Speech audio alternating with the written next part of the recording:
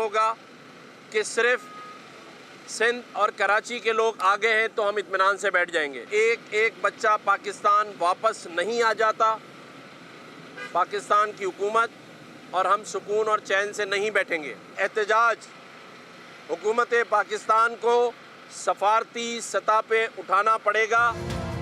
Kyrgyzstan में हंगामाराई से मुतासरा मजीद 171 पाकिस्तानी तलबा वतन वापस पहुँच गए। कराची एयरपोर्ट पर गवर्नर सिंध और सूबाई वज़रा ने तलबा का इस्तकबाल किया। कामरान टिसोरी बोले, एक एक बच्चे की वापसी तक चैन से नहीं बैठेंगे। शर्जील मेमन ने कहा, तलबा मुल्क के किसी भी कोने से हों, वतन वापस लाने में मदद करेंगे।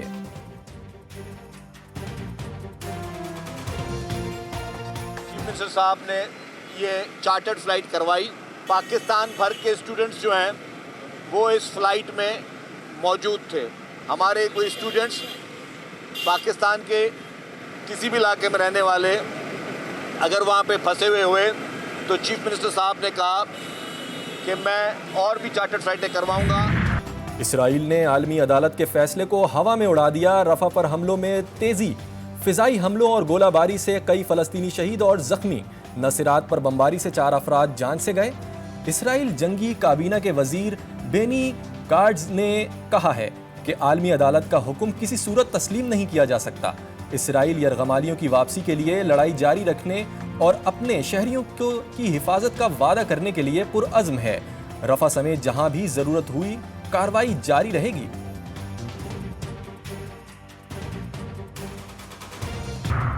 और शाहीन शाह अफरीदी का कौमी टीम की नायब कप्तानी से इनकार। फास्ट बॉलर ने T20 वर्ल्ड कप के लिए सिलेक्शन कमेटी की ऑफर ठुकरा दी।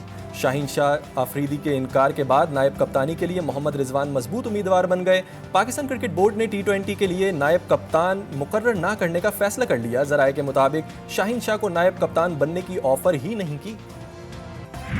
SAFC पाकिस्तान की तरक्की और खुशहाली में एक कलीदी किरदार अदा कर रहा है।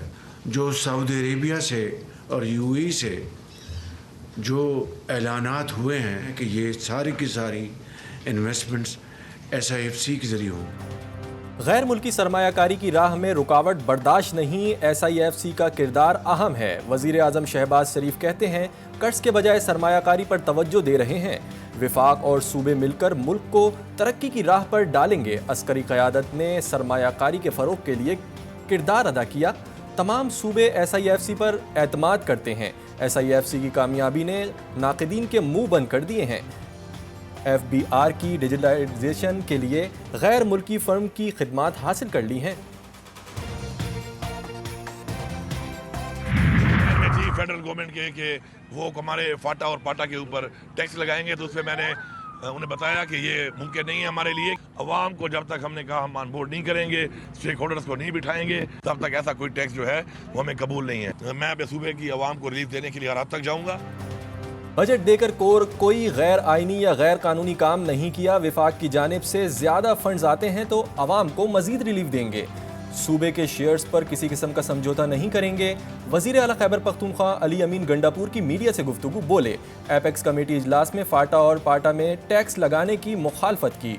बिजली से मुतालिक जो डेडलाइन दी गई थी उस पर बात हुई है। एक बात वाजे कर दी है कि सूबे के अवाम पर मजीद टैक्स नहीं लगाएंगे।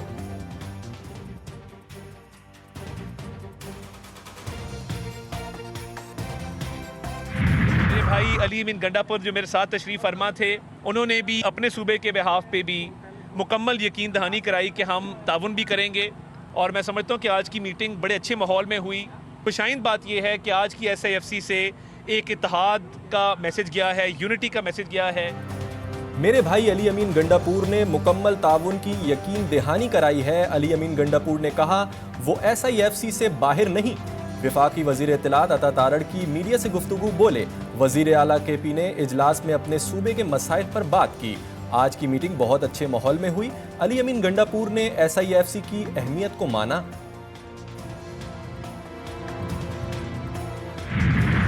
मुल्क में बिजली का बहरान बेकाबू, शॉर्टफॉल 4,968 मेगावाट तक पहुंच गया। मुख्तलिफ शहरों में 4 से 6 घंटे बिजली गायब रहने लगी।